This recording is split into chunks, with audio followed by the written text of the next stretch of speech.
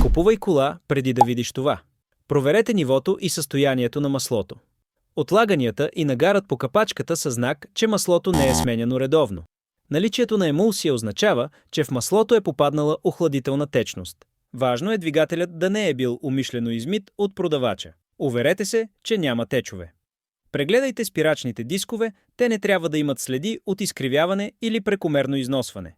Накладките трябва да са с достатъчна дебелина, а спирачните маркучи без течове и в добро състояние. Запалете двигателя, докато е студен. Не трябва да се чува тракане, тропане или скърцане. Обърнете внимание на цветовете на изгорелите газове, всеки силен оттенък има различно значение. Проверете внимателно боята на автомобила.